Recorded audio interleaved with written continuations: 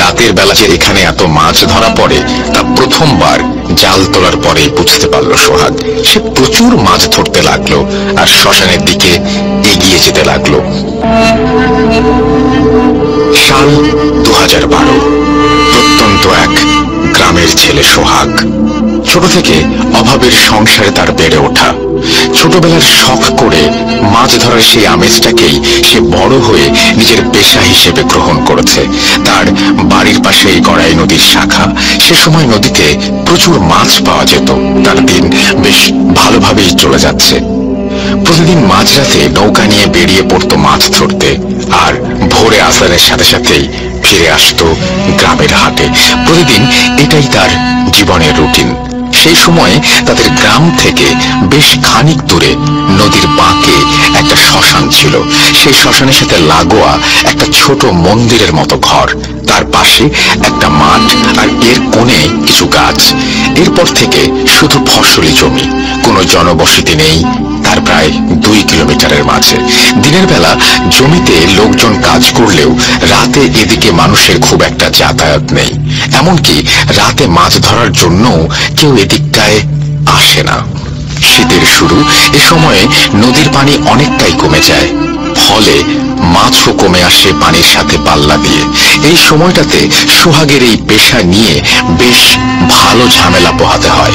নদীতে মাছ নেই, তার 3 বেলা খাবার জোটানো কঠিন হয়ে পড়ে। শ্মশানের ওদিকটায় নদীর গভীরতা অনেক, সাধারণত ওখানকার পানি শুকায় না, তাই নদীর মাছ সেই খাড়ির মতো জায়গায় নেমে যায় এই সময়ে। কিন্তু সমস্যা হলো দিনের বেলায় সব মাছ নদীর একদম গভীরে চলে যায়, তাই সেখানেও দিনে খুব একটা মাছ পাওয়া যায় না। কিন্তু রাতে মাছ খাবারের খোঁজে অগভীর পানিতে চলে আসে, ফলে অল্প সহজেই স্বল্প সময়ে অনেক মাছ ধরা যায়। সেবার নদীতে প্রায় 3 দিন ধরে তেমন কোনো মাছ পাচ্ছিল না সোহাগ। তাই সে চিন্তা করলো অনেক হয়েছে, এবার রাতে শ্মশানের পাশের খাড়িতে মাছ ধরতে যাবে। আর সে তার আশেপাশের কয়েকজনকে জানালো মাছ ধরতে যাবার কথা। কিন্তু সবাই শোনার সাথে সাথে এক বাক্যে না করে দিল, আর তারা সোহাগকেও নিষেধ করে দিল রাতে যেন ওদিকটায় মাছ ধরতে না যায়। কিন্তু তার আর্থিক অবস্থা আরো শোচনীয় হলে সে সিদ্ধান্ত নেয় যা হোক রাতে ওখানে মাছ ধরতে যাবেই। তার গ্রাম থেকে অনেকটা দূর হওয়ায় বেশ আগেই নৌকা নিয়ে বের হতে হবে তাকে, আর প্রায় 2 কিলোমিটার নৌকা চালিয়ে যেতে হবে তাকে। তাই বিকেল থেকেই সকল সরঞ্জাম ঠিক করে প্রস্তুতি নেয় সে। নৌকার মাঝে একটা লাঠি বেঁধে তাতে একটা হারিকেন বেঁধে ঝুলিয়ে নিল সে। 2টা মশাল বানিয়ে নিল নৌকায়। এরপরে মাছ ধরার জন্য মুঠো জাল আর অনেক ফলাযুক্ত একটা ক্যাটা নিল সে। রাতের খাওয়া শেষ করে আনুমানিক রাত 10টার দিকে নৌকা দিয়ে রওনা দিল সে। গ্রামের সীমানা থেকে বের হতেই ঠান্ডা যেন আরো বেড়ে গেল। নদীর 2 পাশে ছোট বড় গাছের সারি, তারপরেই ফসলের মাঠ। আধখানা চাঁদের আলোয় নদীর পানি যেন ঝলমলে হয়ে আছে। লাঠির সাথে ঝোলানো হারিকেনে পিটপিট করে আলো জ্বলছে, আর নৌকা নিয়ে এগিয়ে চলেছে সোহাগ। নদীর পানি এসে নৌকার সাথে ধাক্কায় যে শব্দ তৈরি হয়েছে, তাছাড়া আশেপাশে আর কোনো শব্দ কানে আসছে না সোহাগের। এভাবে প্রায় ঘন্টা দেড়েক নৌকা চালানোর পরে সোহাগ চাঁদের আলোয় দূরে থেকে আবছা দেখতে পেল শ্মশানটাকে। দেখেই কেমন যেন গা ছমছম করে ওঠে। চাঁদের আলোয় শ্মশানটাকে যেন জীবন্ত মনে হচ্ছে তার। সে মুঠো জাল দিয়ে মাছ ধরা শুরু করে দিল। আসলেই রাতের বেলা যে এখানে এত মাছ ধরা পড়ে তা প্রথমবার জাল তোলার পরেই বুঝতে পারল সোহাগ। সে প্রচুর মাছ ধরতে লাগলো আর শ্মশানের দিকে এগিয়ে যেতে লাগলো। শ্মশানের কিছুটা কাছে যেতেই সে দেখলো একটা জায়গা থেকে কুণ্ডুলি পাকিয়ে ধোঁয়া উঠছে আকাশের দিকে, আর নিচে ছড়িয়ে ছিটিয়ে আছে কিছু কয়লার অঙ্গার। দেখে মনে হচ্ছে সদ্য একটা লাশ পোড়ানো হয়েছে এখানে। কিন্তু শ্মশান আর মাঠ একদম জনমানব শূন্য। সে আশেপাশে আর কোনো প্রাণের অস্তিত্ব যেন নেই। এটা মনে হতেই তার বেশ অস্বস্তি শুরু হলো। কিন্তু এতদিন পরে এত মাছ পাওয়ার আনন্দে সে এই ব্যাপারটাকে পাত্তা না দিয়ে আবার মাছ ধরায় মনোযোগ দিল। সে শ্মশানের অপর পাশে নদীর পাড় ঘেঁষে মাছ ধরতে লাগলো। নদীর এপাশটায় বিশাল বড় ভুট্টা ক্ষেত, গাছগুলোতে বেশ বড় বড় ভুট্টার মোচা এসেছে। দেখেই লোভ ধরে গেল সোহাগের। সে ভাবলো, এই রাতে কেউ তো নেই, যাই কিছু ভুট্টার মোচা তুলে নৌকায় নিয়ে আসি। সে বাড়ি থেকে আনা মশাল দুইটার একটা জ্বালিয়ে নিল, নৌকা পাড়ে একটা ছোট গাছের সাথে বেঁধে ভুট্টা খেতে নেমে পড়ল। ভুট্টা ক্ষেতের ভেতরের দিকের গাছগুলোতে অনেক বড় বড় ভুট্টা ধরেছে। সে মশাল হাতে একটা জমির আইল ধরে একটু ভেতরের দিকে চলে গেল। সে বড় দেখে ভুট্টা ছিঁড়তে লাগলো আর ভেতরের দিকে যেতে লাগলো। আকাশের চাঁদ তখন হেলে পড়েছে অনেকটাই, বাতাসের দোল খেলে যাচ্ছে ভুট্টার গাছে। সেই বাতাসে ভুট্টার গাছের পাতা একটার সাথে আরেকটা ধাক্কা খেয়ে শন শন শব্দ তৈরি করছে। এই শব্দের কোনো পরিবর্তন নেই, একটানা চলছে। এরই মাঝে তার কানে একটা আলাদা শব্দ ভেসে আসলো। খুব মনোযোগ দিয়ে চেষ্টা করেও শব্দটা ঠিক বোঝা যাচ্ছে না, কিন্তু এই পাতার শব্দের থেকে যে আলাদা তা বেশ ভালোভাবেই বুঝতে পারছে। হঠাৎ তার কানে একটু জোরালো ভাবে সেই শব্দটা কয়েক মুহূর্তের জন্য ভেসে আসলো। সে স্পষ্ট শুনতে পেল একটা ছোট বাচ্চার কান্নার শব্দ। এক মুহূর্তের জন্য থমকে গেল সে। এত রাতে এই ভুট্টা ক্ষেতের মাঝে এমন ছোট বাচ্চার কান্নার শব্দ কেন? একটা প্রশ্ন ঘুরপাক খেতে লাগলো তার মনে। আর এর মাঝেই কান্নাটা আরো একবার শুনতে পেল সে। এবার মনে হচ্ছে শব্দের উৎসটা তার কাছেই। কৌতূহল হয়ে সে শব্দের উৎস খুঁজতে শুরু করে দিল। ওদিকে হাতের মশালের আলো প্রায় নিভু নিভু। এর একটু পরেই একটানা কেঁদে চলেছে সেই ছোট বাচ্চা। তার কান্নার শব্দে যেন ভারী হয়ে উঠেছে চারপাশ। সেই কান্নার শব্দের মোহে পড়ে সোহাগের তখন মাতাল অবস্থা। নিজের ওপরে তার আর কোনো নিয়ন্ত্রণ নেই। সে কি করছে, কোথায় যাচ্ছে, সব যেন তার বোঝার বাইরে। তার মনে হতে লাগলো সে কি এই কান্নার মায়ায় জড়িয়ে যাচ্ছে।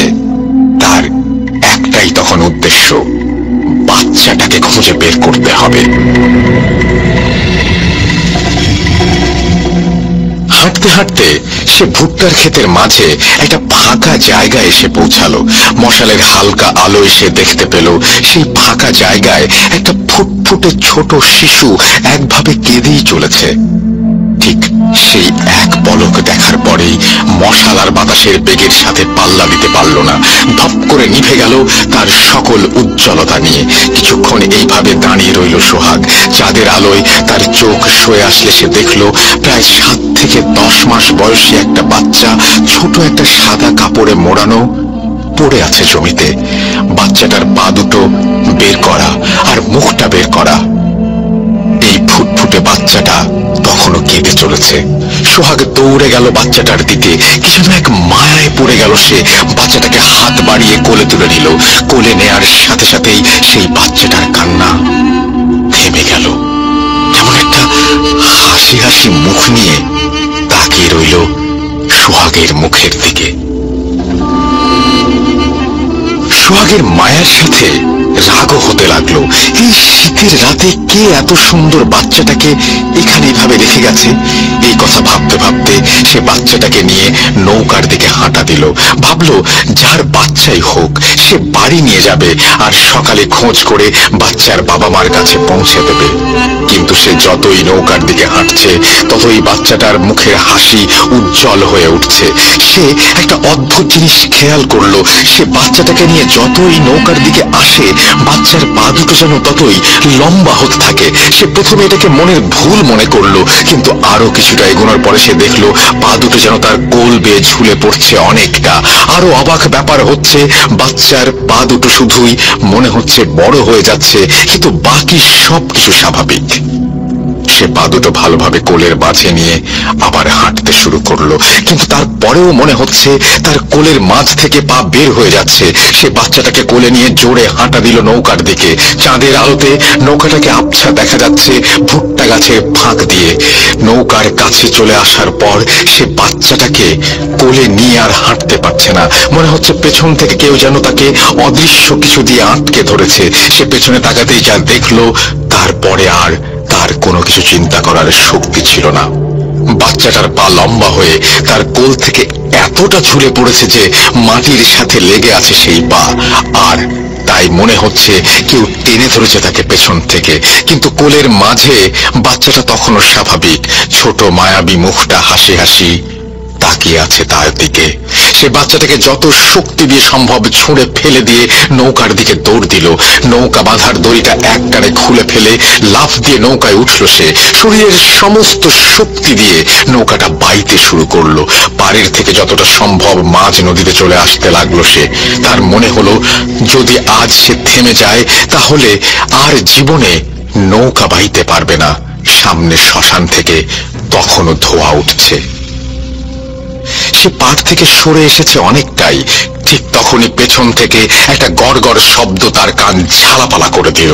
সে ভয়ে ভয়ে পেছনের দিকে তাকাতেই একটা অদ্ভুত ব্যাপার দেখতে পেল।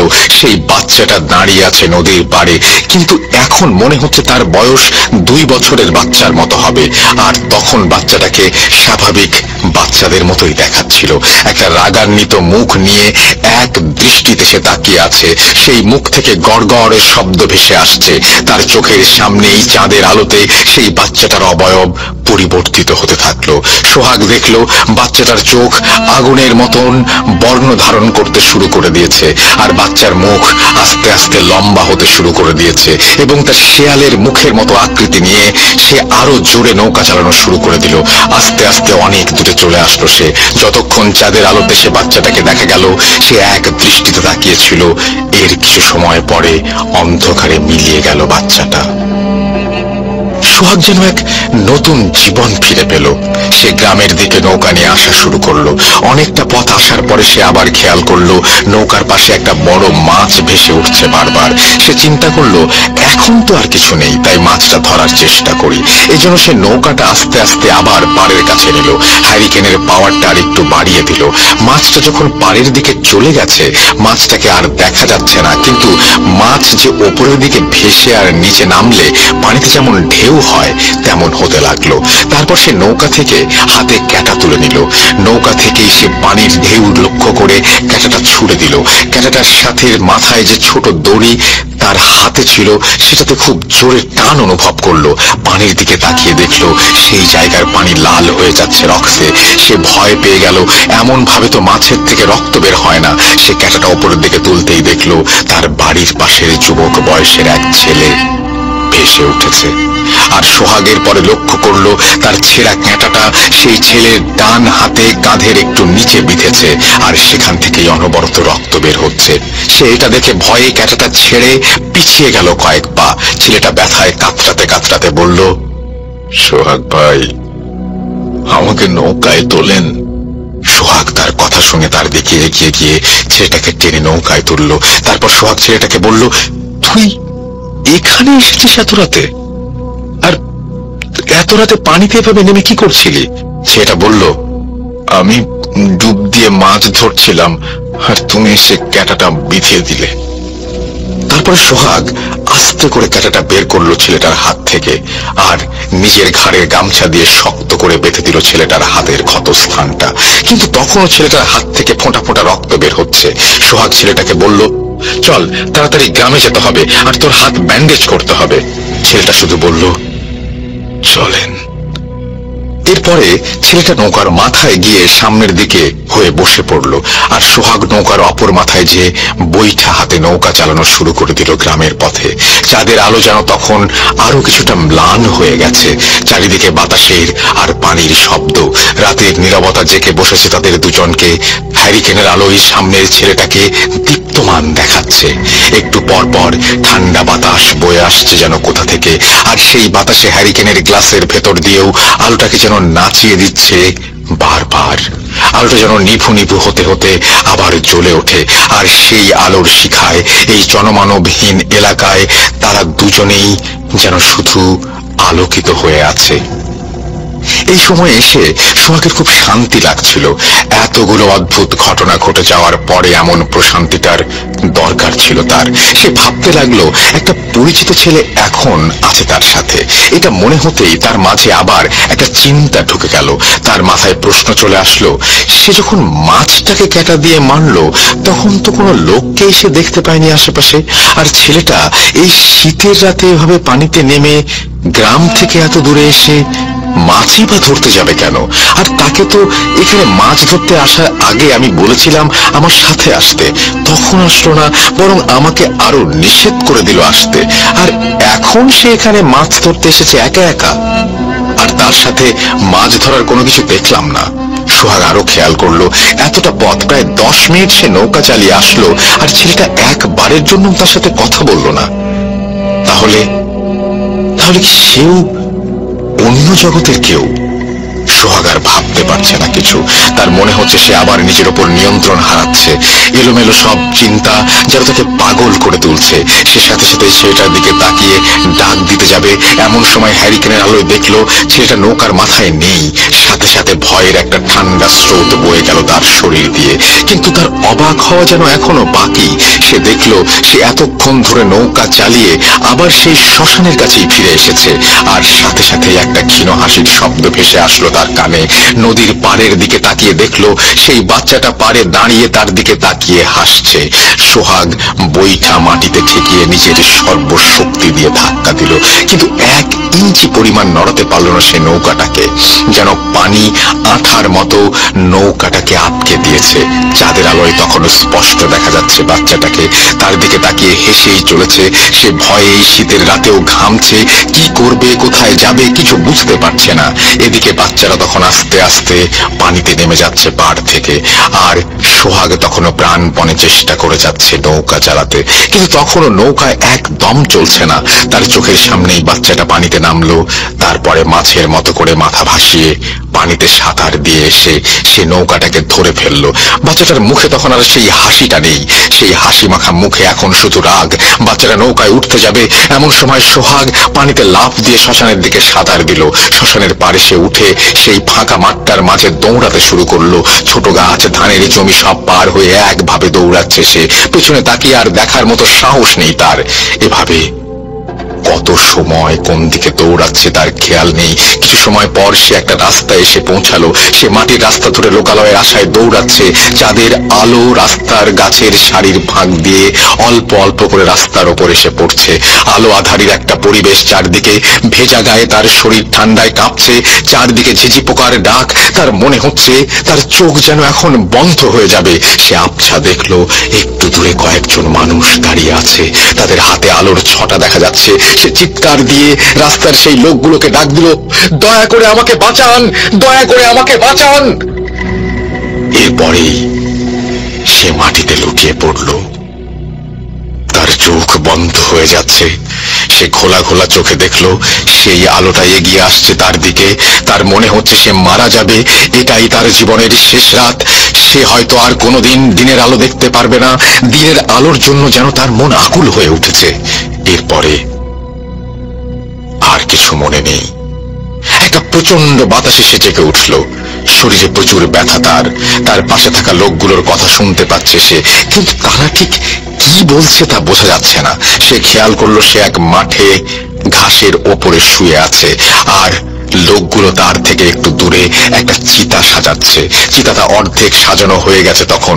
লোকগুলো হাসাহাসি করে কি যেন বলছে আর চিতা সাজাচ্ছে। সে ওঠার চেষ্টা করতেই দেখলো তার থেকে একটু দূরে একটা সাদা কাপড় দিয়ে ঢাকা আছে লাশ। মাথা ঘুরিয়ে চারিদিকে খেয়াল করে দেখলো সে শুয়ে আছে সেই শ্মশানের মাঠের কোনো এক কোণে, আর শ্মশানে চিতা সাজানো হচ্ছে। দুজন লোক এসে তার পাশে লাশটাকে তুলে নিয়ে গেল। তারপরে চিতার উপরে লাশটা রেখে দিল। এরপরে লাশের উপরে আরো কিছু কাঠ দেওয়ার জন্য অপর দুজন লোক কাঠ নিয়ে চিতার পাশে দাঁড়িয়ে আছে। সোহাগ নির্বিকার চিত্তে সব দেখছে, কিন্তু তার চূড়ান্ত ভয়টা এখনো বাকি আছে। এটা সে বুঝতে পারে যখন লোকগুলো লাশের ওপর থাকা সাদা কাপড়টা টান দিয়ে ফেলে দেয়। সে দেখতে পায় চিতার উপরে রাখা সেই লাশটা আর কারো নয়, এটা তার নিজের লাশ। এবার সে ভয়ে একটা আত্মচিৎকার দিয়ে ওঠে আর দিক বিদিক দৌড়াতে শুরু করে দেয়। পিছন থেকে ভেসে আসছে অনেক হাসির শব্দ, কিন্তু তার পেছনে তাকিয়ে দেখার সাহস নেই। একটু সামনে যেতে সে দেখতে পায় তার নৌকা পাড়ে আটকানো। সে এক লাফে নৌকায় উঠে পড়ে, শরীরের সমস্ত শক্তি দিয়ে গ্রামের দিকে নৌকা চালাতে শুরু করে দেয়। ঠিক কতক্ষণ গ্রামের দিকে নৌকা চালিয়েছে সে মনে নেই তার। তার শুধু একটাই চিন্তা, আজ বাঁচতে হবে। চাঁদটা আকাশে তখন আর দেখা যাচ্ছে না, একটা ঘন অন্ধকার ঘিরে ধরেছে তাকে। কোন দিকে নৌকা চালাচ্ছে তা সে নিজেও জানে না। হঠাৎ সামনে একটা আলোর বিন্দু দেখতে পায় সে। সোহাগে চেঁচিয়ে ডাকে সামনে। সে দেখতে পায় আরো কয়েকটি নৌকা এগিয়ে আসছে তার দিকে, আর সবাই তার চেনা গ্রামের লোক, একসাথে মাছ ধরে। তাকে সবাই যখন নৌকায় পায় তখন সোহাগের শরীর ভেজা, গায়ে কাঁপুনি ধরে গেছে, কথা বলার অবস্থায় সে নেই। এরপর সোহাগের যখন জ্ঞান ফিরে আসে তখন সে নিজের বাড়িতে ঘরে শুয়ে আছে। জানালা দিয়ে দিনের রোদ এসে পড়েছে তার শরীরে। সে চোখ খুলে বলল, আমাকে বাইরে নিয়ে চলো। দুইজন তাকে ধরে বাইরে নিয়ে আসলো। চারিদিকে দিনের আলো দেখে যেন প্রাণ ভরে গেল তার। তারপরে সবাই কি হয়েছিল রাতে তা জানতে চাইলে সে সবকিছু বলল।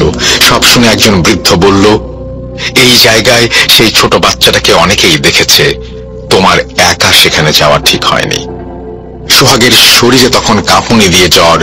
সোহাগের কদিন পরে পুরোপুরি সুস্থ হয়ে যায়। সে এখনো জীবিত আছে এবং এখনো সেই নদীতে মাছ ধরে। তবে সেই রাতের পর থেকে সোহাগ একা রাতে আর মাছ ধরতে যায় না নদীতে। ঘটনাটির যেদিন ঘটে সে দিনটি ছিল শুক্রবার। ওনার খালু মাছ ধরার কাজ করত এবং উনি বেয়াল নামক একটা জিনিস দিয়ে মাছ ধরত। ঘটনা যেদিন ঘটে তখন মাগরিবের সময় হয়ে এসেছে। ওই দিন আবার গ্রামের হাটের দিন। খালু তখন বাসায় ছিল। মাগরিবের আজান হয়ে গেছে, উনি প্রথমে খেয়াল করেননি। পরে উনি যখন বুঝতে পারেন তখন চিন্তা করেন যে এখন অজু করে মসজিদে যেতে যেতে উনি আর জামাত পাবে না। এই কারণে উনি চিন্তা করেন যে তাহলে নামাজটা বাসায় পড়ি, নামাজ পড়ে গ্রামের যে বাজার রয়েছে বাজারের দোকানে গিয়ে পরিচিত লোকদের সাথে চা খাবো এবং আড্ডা দিব। এটা উনি প্রতিনিয়তই করতেন এবং মাগরিব থেকে এসা পর্যন্ত সেখানে থাকতেন, আবার এসে নামাজ পড়ে বাড়িতে চলে আসতেন।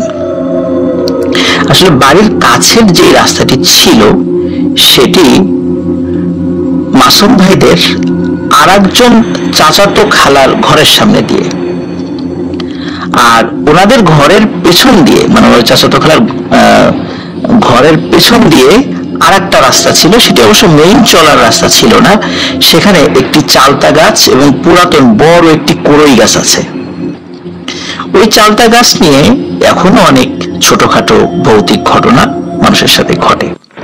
বলে রাখা ভালো, এটা কিন্তু আসলে বাড়ির আসল রাস্তা না, বললাম এটা হলো পেছনের রাস্তা।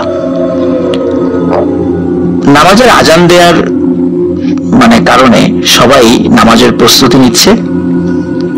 ওনার চাচাতো খালা নামাজ শেষ করে যখন সালাম ফিরিয়েছেন, হঠাৎ করে তার মনে হচ্ছে যে এই চালতা গাছের নিচ দিয়ে কেউ যেন ধূপধাপ ধূপধাপ শব্দ করে হেঁটে যাচ্ছে এবং অনেক উঁচু লম্বা মানুষ জোরে জোরে পা ফেলে যেভাবে হেঁটে যায় এরকমটা মনে হচ্ছে আর কি।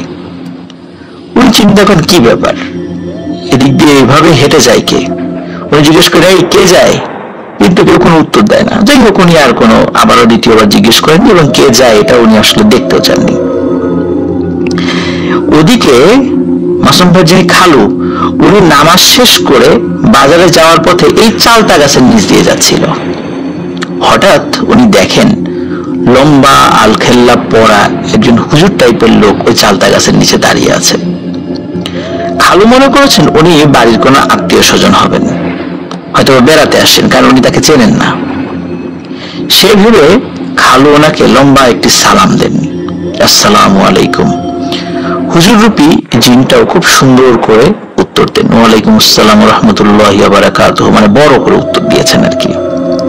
তো ওনার উত্তর শুনে খালুর খুব ভালো লেগেছে। তো খালু আর কোনো কথা বলেন না। উনি যখন ওই পাশ দিয়ে চলে যাচ্ছিলেন তখন আশপাশ থেকে খুবই সুন্দর আতরের ঘ্রাণ আসছিল। আমরা স্বাভাবিকভাবে যে ধরনের আতর ইউজ করি এই ধরনের আতর না, টোটালি ডিফারেন্ট এক ধরনের আতর। যাই হোক, ওই লোকটি হঠাৎ করে খালুকে বলে, এই দাঁড়াও। তখন খালু বলেন যে জি আসলে আপনাকে তো ঠিক চিনতে পারছি না। তখন উনি বলে ওঠেন, তুমি আমাকে চিনবে না, তুমি অমুকের ছেলে। আর ওই মাসুম ভাই নানার নাম নিয়ে বলে আর কি, যে তার বড় মেয়ের জামাতা না।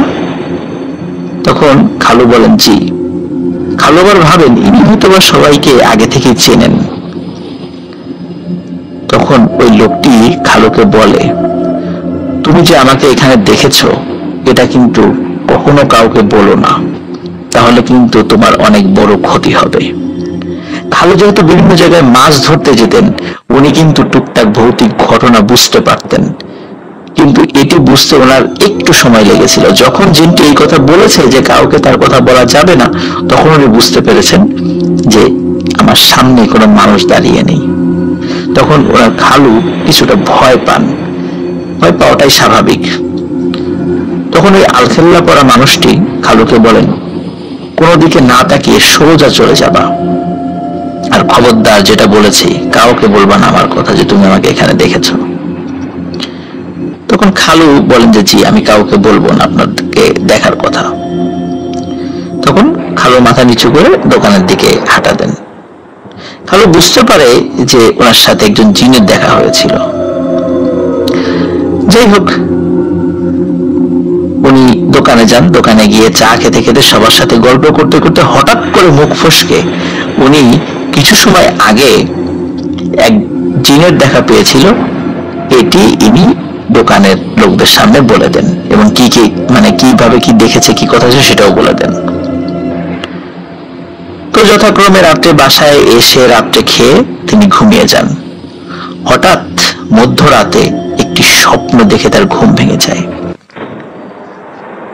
স্বপ্নটা ছিল এমন, সন্ধ্যায় তিনি যে আলখেল্লা পরা লোকটাকে দেখেছেন সেই লোকটি তাকে বলছে, তোকে এত করে নিষেধ করার পরও তুই সবার সামনে আমাকে নিয়ে সব বলে দিলি, কাজটাকে তুই ঠিক করলি? তুই আমাকে প্রতিশ্রুতি দিয়েছিলি না যে তুই কাউকে বলবি না, তুই এই কাজটা কেন করলি? আমি তো নিজের ইচ্ছায় তোর সামনে দেখা দেই নাই, হঠাৎ করে তুই আমাকে দেখে ফেলেছিস।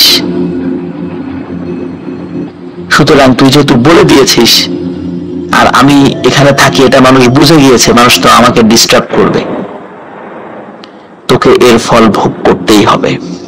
এরপর তিনি ঘুম থেকে জেগে যান। উনি খুবই নড়াচড়া করে জেগে যাওয়ার কারণে খালাও জেগে যান। জিজ্ঞেস করে কি হয়েছে, কিন্তু উনি রাত্রে কিছু বলেন না। পরের দিন সকালবেলা পুরো ঘটনা খালাকে খুলে বলেন। দিনের বেলা আর কোনো সমস্যা হয় না। সন্ধ্যায় তিনি মাগরিবের নামাজ শেষ করার পর হঠাৎ ওনার প্রচন্ড জ্বর এবং বমি হতে থাকে। ডাক্তারের কাছে নিয়ে যাওয়ার মতো ওনার কোনো অবস্থা ছিল না, এই জন্য ডাক্তারকেই ডেকে আনা হয়। ডাক্তার ওষুধ দিয়ে যান এবং ওষুধ খাওয়ার পর ওনার বমি কমে আসে, ওনার ঘুম হয়। কিন্তু মধ্যরাতে হঠাৎ উনি ঘুম থেকে চিৎকার করে ওঠেন। সবাই ওনাকে এসে বলে কি হয়েছে কি হয়েছে। তখন সবাই খেয়াল করেন যে খালু কিছু বলতে চাচ্ছে কিন্তু কথা বলতে পারছে না। এক পর্যায়ে সবাই বুঝতে পারে যে খালুর জবান বন্ধ হয়ে গেছে, উনি কথা বলতে পারছেন না। তখন মাসুম ভাইয়ের খালাতো বোন সহ বাড়ির সকলে কান্নাকাটি শুরু করেন। আর ওই রাত্রে চারদিক থেকে মানুষ চলে আসে। পরবর্তীতে অনেক ডাক্তার কবিরাজ দেখানোর পরও কোনো সমাধান করা যায়নি, অবস্থা যেমন ছিল তেমনই থাকে। এমনও যদি হতো যে ওনার পরিবারের অন্য লোকও উপার্জনক্ষম আছেন, তা কিন্তু ছিল না। উনি পরিবারের একমাত্র উপার্জনক্ষম ব্যক্তি। ওনার এরকম অথর্ব হয়ে পড়ে থাকা পরিবারের জন্য একটা বিশাল বিপর্যয় ডেকে নিয়ে আসে। আত্মীয় স্বজনরা সর্বোচ্চ চেষ্টা করে তাকে সুস্থ করার জন্য, কিন্তু কিছুতেই কিছু হচ্ছে না। প্রায়শই এই ঘটনাটি ঘটতো যে কবিরাজকে ডেকে আনা হতো, কিন্তু কবিরাজ বাড়ির সামনে এসেই সে কোনো কথা ছাড়াই ঘুরে চলে যেত, তাকে ডাকাডাকি করলেও সে কোনো উত্তর দিত না। এদিকে আত্মীয় স্বজনরা তো খুব চেষ্টা করে যাচ্ছে, খালু কিন্তু প্রতি রাত্রেই চিৎকার দিয়ে ঘুম থেকে জেগে যেত এবং পাশে থাকা যাকে উনি পেতেন জড়িয়ে ধরতেন, মানে এমন ভাবে জড়িয়ে ধরতেন মনে হচ্ছে তাকে কেউ নিয়ে যাবে। কোনো কিছু দেখে তিনি মারাত্মক ভয় পেয়েছেন এবং ওনার চোখে ভয়ার্ত ছাপ থাকতো এবং উনি মনে হতো যে উনি ঘুম থেকে জাগার পরেও কাউকে দেখছেন তিনি, এবং ভয়ে উনি সবাইকে জড়িয়ে ধরতেন, কিন্তু উনি তো কথা বলতে পারছিলেন না, যার কারণে উনি কি দেখছেন সেটি কাউকে বলতেও পারতেন না। তবে বোবাদের মতো ইশারা করে উনি কথা বলার চেষ্টা করতেন এবং উনি খুব ভয় পেতেন, দিনের বেলাতে উনি ভয় পেতেন। আর এর মধ্যে একজন খুব ভালো মানের একজন হুজুর আসেন তাকে চিকিৎসা করার জন্য। তো তিনি যখনই বাড়ির মধ্যে আসছেন, মানে ঢুকবেন, ওই হুজুর বলে ওঠেন, লাভ নাই, লাভ নাই, আমি ভয় পাওয়ার পাত্র নই, আপনি যেখান থেকে এসেছেন সেখানে চলে যান, আর আপনার মতো পরহেজগার মানে জিনের কাছে এটা কখনোই আশা করি নাই। তো উপস্থিত মানুষরা কাউকে তো দেখে না, কিছু বোঝেও না যে হুজুর কাকে বললো এগুলো। ওই জায়গাতে মোটামুটি মাসুম ভাইয়ের নানা, নানু, খালা, খালাতো ভাই, খালাতো বোন সহ অনেক মানুষ ছিল। মনে হচ্ছে যে পুরো গ্রামের মানুষ ওখানে চলে এসেছে ওই হুজুরকে দেখার জন্য। একটা কথা বলে রাখা ভালো, মাসুম ভাইয়ের যেই নানা আর কি, ওরা কিন্তু গ্রামে খুব নামডাক। উনি পাকিস্তান পিরিয়ডেই মানে সরকারি ব্যাংকে চাকরি করতেন আর কি, যেহেতু ওনার খুব সম্মান ছিল, গায়ের মানুষও ওনাকে খুব মানত। তো হুজুরের এসব কথা শুনেই সবাই তো অবাক, যে উনি কাকে এসব কথা বলছে, নিজে নিজে নিজে কথা বলছে। তখন ওই হুজুর খালুর রুমে যান, 2 মিনিটের মতো ওই রুমের মধ্যে ছিলেন, ভেতর থেকে বাইরে আসেন এবং সবাইকে অনুরোধ করেন সবাই নিজ নিজ দায়িত্বে দূরে সরে যান এবং নিরাপদ দূরত্ব বজায় রাখুন। এরপর তিনি উঠোনের মধ্যে একটি গোল বৃত্তের মতো আঁকেন এবং 1 গ্লাস পানি হাতে নিয়ে দোয়া পড়তে থাকেন। দোয়া পড়তে পড়তে একটা পর্যায়ে মনে হচ্ছিল হাত কাঁপছে এবং গ্লাসের পানিও মনে হচ্ছে যে বের হয়ে আসার চেষ্টা করছে, কারণ হাত কাঁপার সাথে সাথে গ্লাসের পানির মধ্যে কম্পন সৃষ্টি হয়েছে এবং কম্পনটা তো বেড়ে যায় যে গ্লাসের মধ্যে থাকা পানিও ভেতর থেকে বাইরে পড়ে যাচ্ছিল। এসব দেখে উপস্থিত মানুষও ভয় পেয়ে যায়। হঠাৎ ওনার খালু ঘরের ভেতর থেকে চোখ বন্ধ অবস্থায় বাইরে আসতে থাকেন। সবাই তো অবাক যে চোখ বন্ধ করে একটি মানুষ কিভাবে হাঁটে। তো উনি হুজুরের আঁকা বৃত্তর মধ্যে এসে বসে যান। এতদিন কথা বলতে না পারা মানুষটা স্পষ্টভাবে কথা বলা শুরু করেন। তখন তিনি হুজুরের নাম ধরে জিজ্ঞেস করেন, তুমি কেন এখানে এসেছ?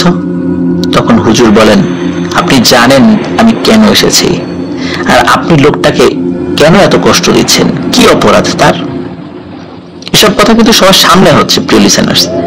তখন খালুর মধ্যে থাকা সেই জিনটি বলতে থাকে, এই বেয়াদবটা আমার সাথে কথার বরখেলাপ করেছে, ওকে শাস্তি দিচ্ছি, ওর আরো শাস্তি হবে, তুমি চলে যাও।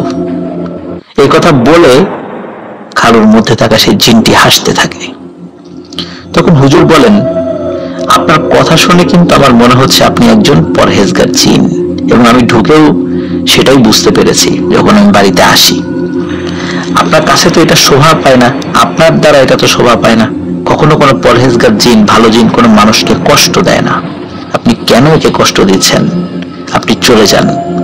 তখন ওই জিনটি সাফ জানিয়ে দেয় যে তার আরো শাস্তি হবে এবং এই শাস্তি না দেওয়া পর্যন্ত তিনি যাবেন না। পরে ওই হুজুর অনেক রিকোয়েস্ট করে ওই জিনকে এবং বলে যে আপনি কিসের বিনিময়ে যাবেন? তখন ওই জিনটি ইমানদার হওয়ার কারণে সে বলে যে ঠিক আছে, আমি চলে যাব, কিন্তু কয়েকটি শর্ত দিয়ে যাব। ও যদি নামাজ রোজা করে ভালো হয়ে যায়। কারণ খালু কিন্তু তখন ওইভাবে নামাজ কালাম পড়তো না, পড়তো কিন্তু রেগুলার না আর কি। এবং ওই বাড়ির নির্দিষ্ট কিছু জায়গার কথা বলে দেন, সেটা সবার জন্য, যে কেউ যেন সন্ধ্যার পরে বা রাতের বেলা ওই জায়গাতে না যায় বা ওইদিকে না যায়। তো সবাই প্রতিশ্রুতি দেন যে হ্যাঁ, সন্ধ্যার পরে ওদিকে কেউ যাবে না। এরপরে ওই জিনটি যাওয়ার আগে গরিব দুঃখীদের মধ্যে সিন্নি, সাদগা এগুলো করতে বলেন। এরপরে হঠাৎ করে খালু মাটিতে লুটিয়ে পড়েন, সেন্সলেস হয়ে যান, এবং এর পরেও উনি বেশ কয়েকদিন কথা বলতে পারেন না।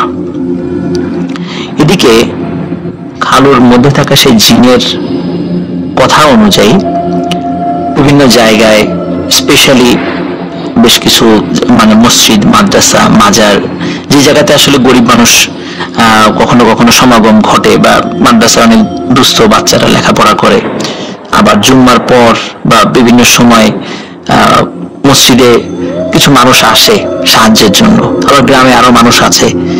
তারপরে ওনাদের কাছে কিছু মাজার ছিল, সেখানে কিছু মানুষ আসতো সাহায্যের আশায়। সেখানে ওনারা যতদূর পেরেছে ওনাদের সামর্থ্য অনুযায়ী সিন্নি দিয়েছে, সাহায্য করেছে। এভাবে চলতে থাকে। 5 দিন হয়ে যায়, খালুর অবস্থার কোনো উন্নতি ঘটে না। 6ষ্ঠ দিন হঠাৎ ফজরের আজানের সময় খালু পরিবারের সদস্যদেরকে নামাজের জন্য ডাকতে থাকেন। সবাই উঠে বলেন, আরে উনি তো একদম সুস্থ। ওনার পরিবারের সদস্যরা এত খুশি হন যে খুশিতে কান্না করে দেন। 6ষ্ঠ দিন থেকে খালু একদম সুস্থ এবং পরিপূর্ণ সুস্থ হয়ে যান। ওনাকে দেখলে বোঝার উপায় নেই যে উনি এতটা অসুস্থ ছিলেন। মাসুম ভাই কিন্তু পরবর্তীতে ওনার খালুকে জিজ্ঞেস করেছিলেন যে বোবা অবস্থায় আপনি কি দেখতেন, স্বপ্নে কি দেখতেন, এবং স্বপ্ন থেকে জেগে যাওয়ার পরে এই যে ভয়ার্ত চোখে আপনি কাকে দেখতেন, সবাইকে এভাবে জড়িয়ে ধরে রাখতেন, এত ভয় পেতেন কেন? তিনি কোনো কথা বলতেন না। তিনি বলতেন যে হুজুর এসেছিলেন, দোয়া করে দিয়ে গেছেন, আমি সুস্থ হয়ে গেছি, এটাই শেষ কথা, এটা নিয়ে আমাকে আর কোনো কথা বলবো না। যদিও বা পরবর্তীতে কেউ কখনো এই বিষয়টাকে জিজ্ঞেস করত, তিনি সেখান থেকে উঠে চলে যেতেন এবং উনি কোনো কথা বলতেন না এই বিষয়ে। কারণ উনি দ্বিতীয়বার এই ভুলটি আর করতে চাইতেন না। সকলে বুঝতো যে উনি আসলে এই বিষয়ে কোনো কথা বলতে চাচ্ছেন না, কারণ বললেই আরো সমস্যা হতে পারে, কারণ উনি ভয়াবহ একটা বিপদ থেকে রক্ষা পেয়েছিলেন। প্রিয় লিসেনার্স, এই ঘটনাটি মানে যেটা যেখানে ঘটেছে আর কি, এটি হচ্ছে যে চাঁদপুর জেলা, উপজেলা হচ্ছে ফরিদগঞ্জ। আর মাসুম ভাই উনি এই ঘটনাটি আমাদেরকে দিয়েছেন। ঘটনাটির সময়কাল ছিল 1960 কি 62 সাল। ঘটনাটির স্থান বরিশাল জেলার বাকেরগঞ্জে। ওনাদের গ্রামে সপ্তাহে 2 দিন হাট বসতো। ওই হাটেই গ্রামের অধিকাংশ মানুষজন তাদের বাকি হাট পর্যন্ত তাদের যে জরুরি জিনিসগুলো থাকতো সেই জিনিসগুলো কেনাকাটা করত। এমনই একটি হাটের দিন ওই ডাক্তারের মামা উনি হাট করতে আসেন। ওনার প্রয়োজনীয় যে জিনিসগুলো বিক্রির জন্য ছিল সেগুলো বিক্রি করার পরে ওনার জন্য যে জিনিসগুলো কেনা প্রয়োজন সেগুলো কেনেন। এর মধ্যে কয়েকটি ইলিশ মাছ ছিল। যেহেতু বরিশাল এলাকা নদী এলাকা, সেখানে ইলিশ মাছের দামও স্বাভাবিকভাবে কিছুটা কম, যার কারণে উনি একটা ইলিশ মাছ না কিনে বেশ কয়েকটি ইলিশ মাছ কিনেছিলেন। এবং ইলিশ মাছ কিনে উনি ওনার বাড়ির দিকে হাঁটা শুরু করেন। সাধারণত হাট শেষে নিজেদের বাড়ির পথে একসাথে 7-8 জন বা 10-12 জনের একটি গ্রুপ করে সাধারণত গল্প গুজব করতে করতে সবাই বাড়িতে আসে। কিন্তু ওই দিন কোনো কারণে তার দেরি হয়ে যায় এবং ওনার বাড়ির দিকে রওনা দিতে দিতে 8টা বা 9টা বেজে যায়। আর 8টা বা 9টা অনেক রাত, স্পেশালি গ্রামে, এটা তো আমরা অনেকেই জানি। আর 1960 কি 62 সালের দিকে এটি তো আরো অনেক রাত, কারণ তখন মানুষ কিন্তু সন্ধ্যার পরপরই ঘুমিয়ে পড়তো। এখনো কিন্তু বাংলাদেশে অনেক জায়গা আছে যারা সন্ধ্যার পরপরই ঘুমিয়ে পড়ে এবং সকালবেলা ফজর আজানের সাথে সাথে উঠে যায়, বা তারা আজানের আগেও ওঠে।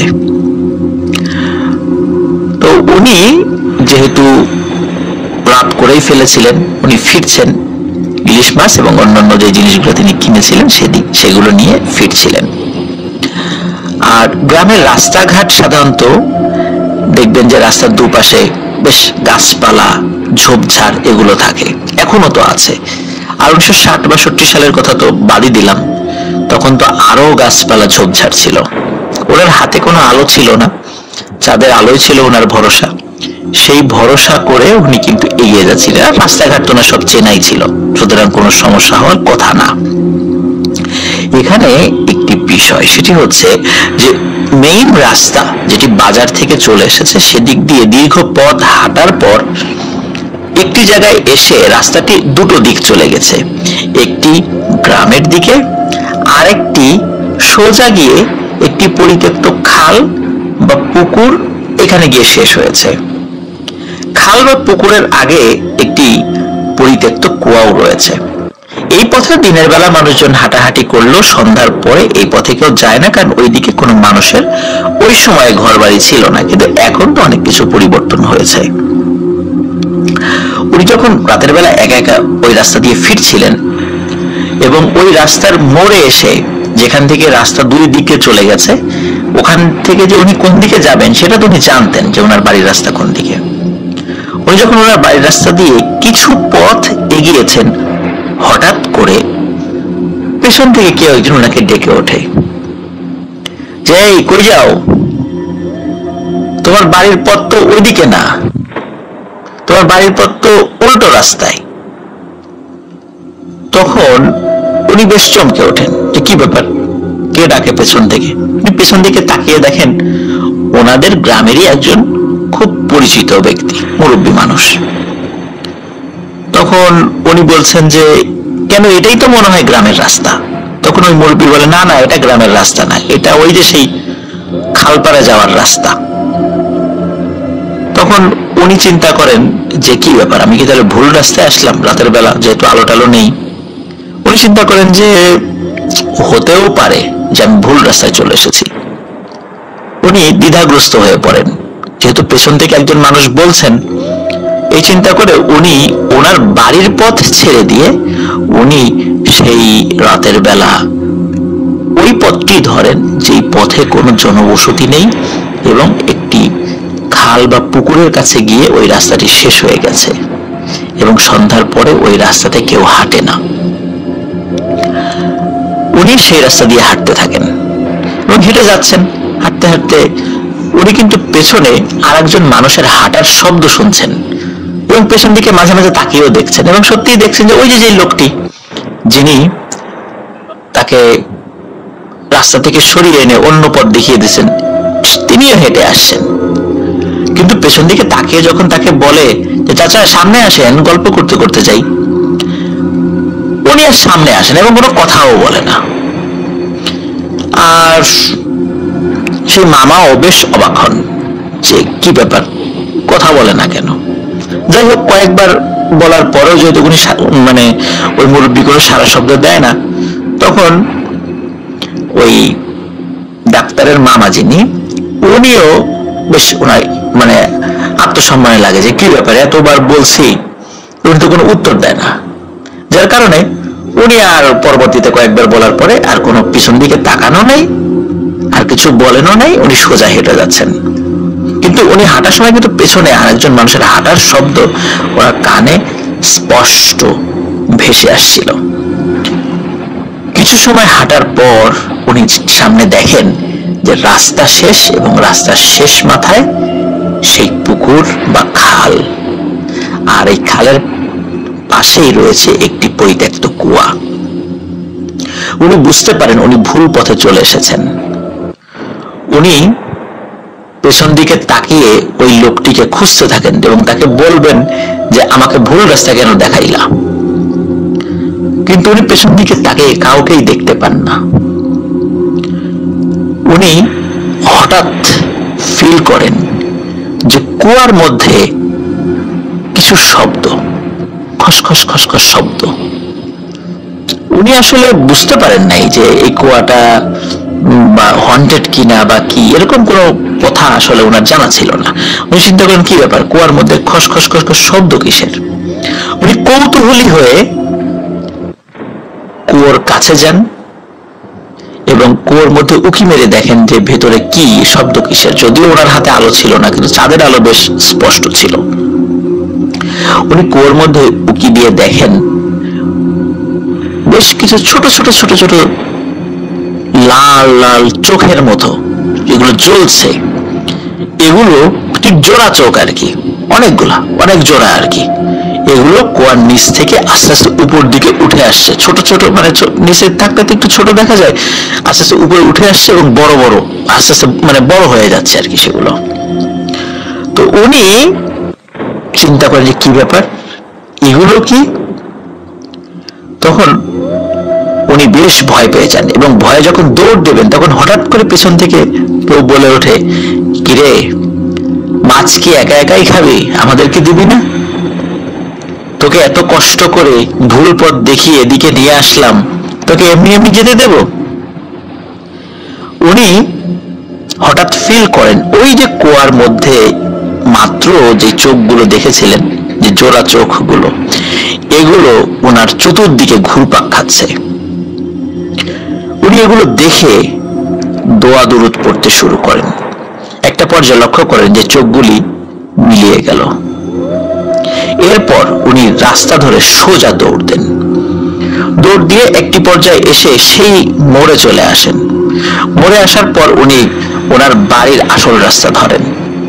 উনি যখন রাস্তা দিয়ে দৌড়াচ্ছিলেন, ওনার মনে হচ্ছিল যে পেছন থেকে কেউ ওনার পিছু নিয়েছে এবং বেশ কয়েকজন ওনার পিছু পিছু আসছে এবং হাঁটার শব্দ বা দৌড়ানোর শব্দ উনি পাচ্ছেন। উনি একটা পর্যায়ে বুঝতে পারেন যে আসলে এই মাছগুলো নিয়ে আর উনি বাড়িতে ফিরতে পারবেন না। এই মাছগুলো যদি উনি রেখে না যান তাহলে ওনার অনেক বড় ক্ষতি হয়ে যাবে। তারপর উনি মাছগুলো ফেলে দেন, যে বাজারগুলোর সাথে ছিল সেগুলোও ফেলে দেন এবং দৌড়াতে দৌড়াতে উনি বাড়িতে এসে চিৎকার দিয়ে সেন্সলেস হয়ে পড়ে যান। বাড়ির সদস্যরা তার চোখে মুখে পানির ছিটা দিয়ে জ্ঞান ফেরান এবং জ্ঞান ফেরানোর পর উনি সব ঘটনা খুলে বলেন। বাড়ির সবাই বলেন, ভালো হয়েছে মাছগুলো ফেলে দিয়ে এসেছো, কারণ ওই মাছ আমরা আসলে আনার পরে খেতেও পারতাম না, ওগুলো খেলে আমাদের অনেক বড় ক্ষতি হয়ে যেত। যাই হোক, ওনার কয়েকদিন জ্বর ছিল, আস্তে আস্তে উনি আবার সুস্থ হয়ে যান। এটি ছিল মাসুম ভাইয়ের প্রথম ঘটনা। প্রিয় লিসেনার্স, এখানে কিন্তু একটি বিষয়, সেটি হচ্ছে যদি কখনো মাছ আনার সময় এই ধরনের ঘটনা ঘটেই যায় তখন আমাদের করণীয় কি? তো আমাদের করণীয় হচ্ছে যে যদি আমরা মাছ নিয়ে আসি, উচিত হচ্ছে সেই মাছগুলো না খাওয়া, কারণ ওগুলোর উপর দুষ্টু জিনেদের নজর থাকে। আর যদি একান্ত খেতেই হয় তাহলে সূরা ফাতিহা, আয়াতুল কুরসি বা সূরা কুরাইশ, এই সূরাগুলো পড়ে বা চারকুল পড়ে, যেটা আপনাদের ইচ্ছা, ফু দিয়ে তারপরে যদি সেগুলো খান তাহলে ইনশাআল্লাহ সমস্যা কেটে যাবে। আমরা চলে যাচ্ছি মাসুম ভাইয়ের পরবর্তী ঘটনায়।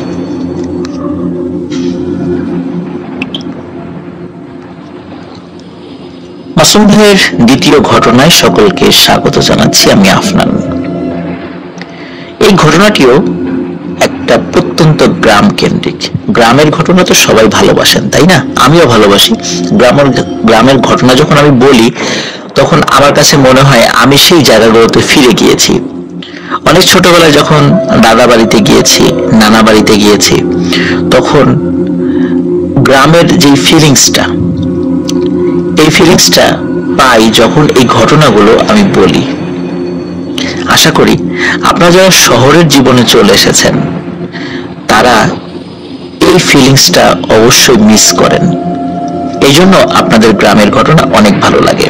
এই ঘটনাগুলোর মাধ্যমে আপনারা চলে যেতে পারেন সেই সময়ে, যে সময়টা আমরা পার করে এসেছি। আর হয়তোবা সেই সময়ে ফিরে যাওয়া সম্ভব নয়। প্রিয় লিসেনার্স, মাসুম ভাইয়ের গ্রামের বাড়ি চাঁদপুর জেলার একেবারে শেষ দিকে, আর ওনার নানা বাড়ি লক্ষ্মীপুরের রায়পুরের খাইল্লারপুর নামক একটি জায়গা। আর ওখানে একটি গ্রাম রয়েছে, নাম হচ্ছে চরপাতা। চাঁদপুর থেকে লক্ষ্মীপুর যেতে হলে ওনার বাসার সামনে দিয়ে যেতে হয়। ওনাদের জায়গা দুই জেলার শেষ এবং শুরুর সীমানায়, মানে চাঁদপুর এবং লক্ষ্মীপুরের ঠিক মিডিলে। ওনার নানার বাড়ি আর ওনাদের বর্তমান যে বাসা আর কি, এখানকার ডিস্টেন্স কিন্তু খুবই কম। বর্তমানে রিক্সা ভাড়া যদি করে যেতে হয় সেক্ষেত্রে সর্বোচ্চ 10 টাকা ভাড়া লাগে। ঘটনাটি মাসুম ভাই ওনার আম্মার কাছ থেকে সংগ্রহ করেছেন। যদিও বা এই ঘটনা ওই এলাকার লোক মুখে প্রচলিত, মানে ওখানকার অধিকাংশ যারা মুরব্বী আছেন, মুরব্বীদের আবার তারা তো জানেনি, তাদের কাছ থেকে ছোট বড় মোটামুটি সবাই এই ঘটনাটি জানেন। তো যাই হোক, মাসুম ভাইয়ের আম্মুরা 4 বোন, তার মধ্যে ওনার আম্মু সবার ছোট। সব খালারা তাদের স্বামীর বাড়িতে থাকাতে আর মাসুম ভাইয়ের নানা একটি সরকারি ব্যাংকে চাকরিতে থাকায় উনি অধিকাংশ সময় ঢাকায় থাকতেন। এই কারণে ওনার আম্মু তখন তাদের বাড়িতেই বেশি থাকতো। ঘটনা শুরু হয় ঠিক যেভাবে, সেটি হচ্ছে যে ওনার আম্মুর চাচাতো ভাইয়ের বড় ছেলে, তার নাম হচ্ছে মিজান, বড় বয়স কত হবে 7 থেকে 8 বছর এমনটা হবে। ঘটনা যেদিন শুরু হয় সেদিন রাতে অনেক বৃষ্টি হচ্ছিল। বৃষ্টি যখন মোটামুটি থেমে যায় তখনও গুড়ি গুড়ি বৃষ্টি হচ্ছিল। হঠাৎ মিজান নামের ওই ছেলেটা ওয়াশরুমে যাবে বলে তার মায়ের কাছে বলে। রাত তখন মোটামুটি প্রায় 12:30 কি 1টা এমন। তো মিজানের মা সে ঘুম থেকে উঠে এই গুড়ি গুড়ি বৃষ্টির মধ্যে তার ছেলেকে নিয়ে বাড়ি থেকে বাইরে বের হয়।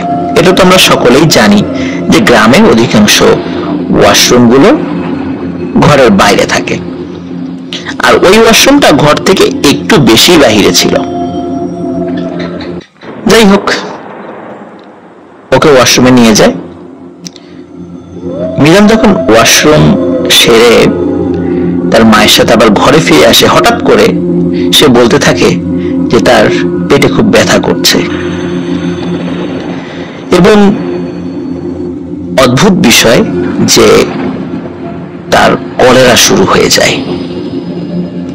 এখানে একটি বিষয় বলে রাখা ভালো যে ওয়াশরুমটিতে সে গিয়েছিল সেই জায়গা এবং মাসুম ভাইয়ের নানা বাড়ি যেটা, সেখানকার মানে যে জায়গাটা রয়েছে আর কি, ওই কাছাকাছি একটি ভয়ানক বাগান রয়েছে।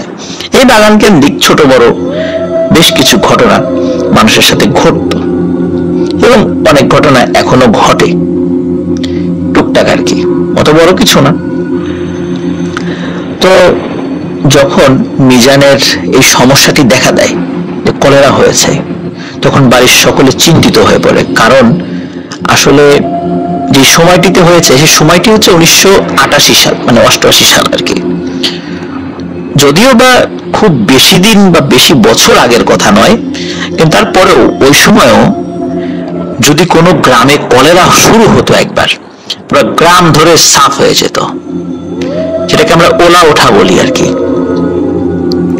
তখন বিভিন্ন রিচুয়াল করে এই কলেরাকে থামানোর জন্য চেষ্টা করত। কেউ কেউ অনেক কুসংস্কারের আশ্রয় নিত, যার কোনো বৈজ্ঞানিক ভিত্তি নেই এবং ধর্মীয় ভিত্তিও নেই। যাই হোক, মিজান রাতের বেলায় প্রচন্ড অসুস্থ হয়ে পড়ে এবং সকাল বেলায় মারা যায়। তার মৃত্যুতে পরিবারের শোক নেমে আসে। মিজানকে কবর দেওয়ার জন্য যখন সবাই ব্যস্ত, কিন্তু অন্যদিকে বাড়ির প্রতিটি ঘরে 1-2 করে কলেরায় আক্রান্ত। হঠাৎ করে বিভিন্ন বাড়িঘরে এই ধরনের সমস্যা সৃষ্টি হয় সবাই চিন্তিত হয়ে পড়ে। মিজানদের বাসা থেকে শুরু আশেপাশের বিভিন্ন বাড়িতে সেটা ছড়িয়ে পড়েছে সকালবেলায়। মাসুম ভাইয়ের নানুর বাড়িতেই বেশি। সবাই ভাবে আস্তে আস্তে ঠিক হয়ে যাবে, কিন্তু না, ঘটনা ঘটে অন্যটা।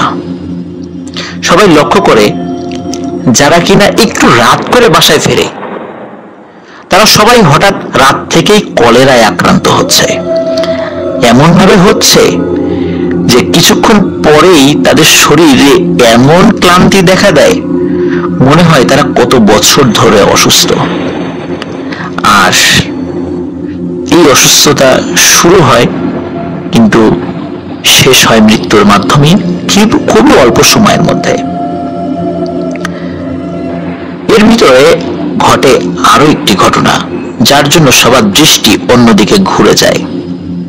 যেমন রাতে হঠাৎ করে ঘরের দরজায় কি যেন টক টক টক টক করে শব্দ করে, বা কোনো একটি লাঠি বা এরকম কিছু একটা দিয়ে ঘরের যে যাদের বেড়া রয়েছে, আগে পাটখড়ি ছিল আর কি, পাটখড়ির বেড়া ছিল, কারো টিনের বেড়া ছিল, এই বেড়াতে আঘাত করত। টিনের বেড়াতে ঠাস ঠাস করে শব্দ করত, পাটখড়ির বেড়াতেও আঘাত করত এবং কান্নাকাটির শব্দ শোনা যেত। মনে হতো নাকি সুরে কেউ কান্নাকাটি করছে।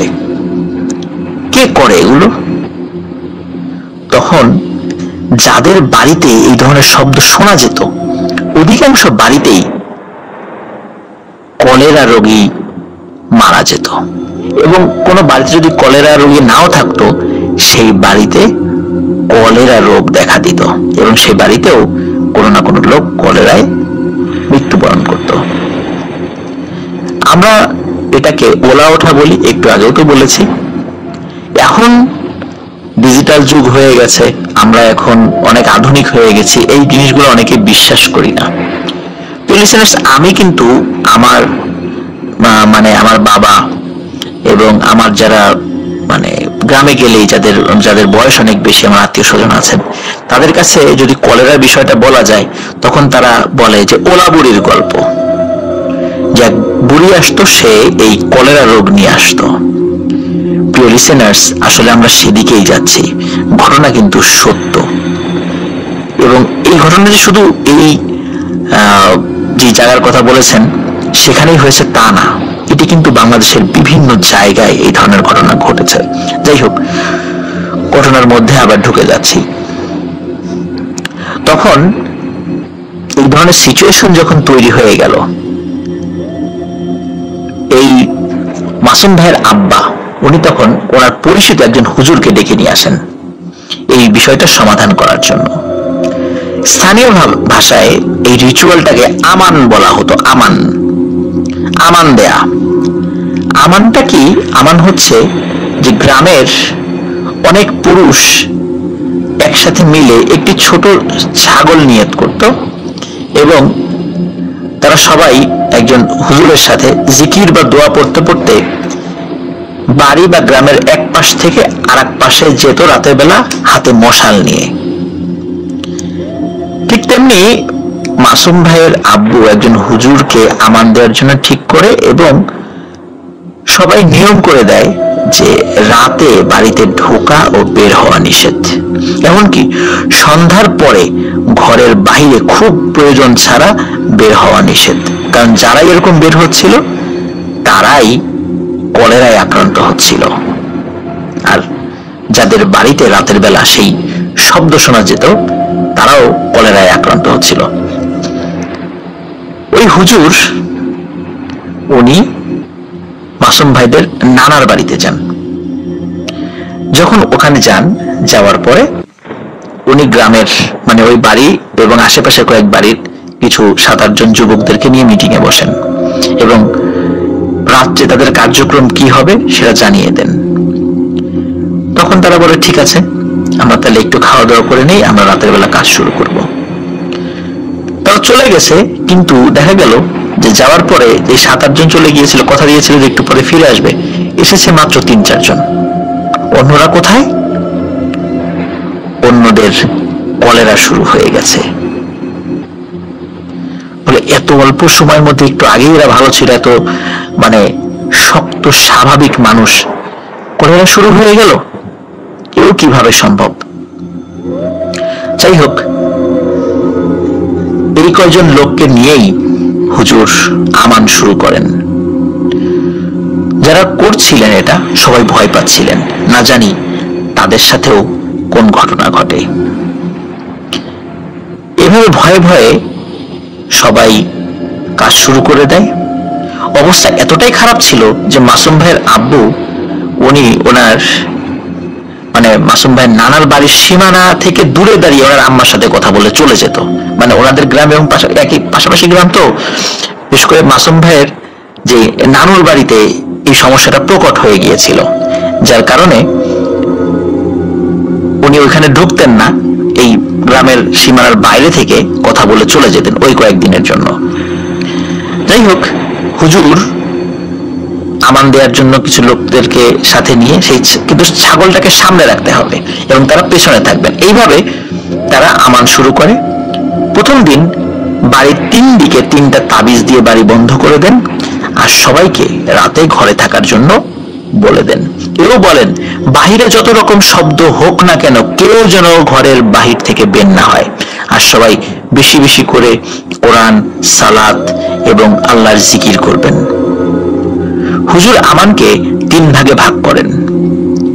হুজুর আসার পর থেকে হুজুরকে একটি ঘরে থাকতে দেওয়া হয়, সেখানেও কিছু উপদ্রব শুরু হয়।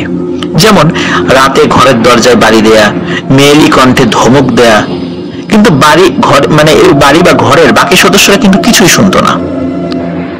এই হুজুর স্বপ্নেও ভয় দেখাতে আসতো, হুজুরের স্বপ্নের মধ্যে কি বা কারা ভয় দেখাতে আসতো, এই বলে চলে যা, তোদের কারণে আমাদের কাজের ব্যাঘাত হচ্ছে। হুজুর একদিন স্বপ্নে জিজ্ঞেস করে, তোরা এখানে কেন আসলি আর তোরা কতজন? স্বপ্নেই হুজুরকে বলে, আমরা তো আসি নাই, আমাদেরকে তো ওরাই আনছে। হুজুর বলল, ওরা কেমনে আনবে? ওরা কি জেনে শুনে কি মৃত্যুকে ডেকে আনবে?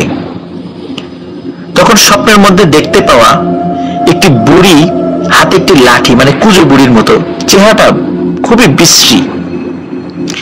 ওই মহিলাটি বলে যে ওরা এত বেশি বেশি একজন আরেকজনকে গজব দেয়, বলে তুই ঠাটা পড়ে মরবি, তুই কলেরায় মারা যাবি, তো এই কারণেই তো আমরা আসি, এই কারণেই তো আল্লাহ আমাদেরকে পাঠায়।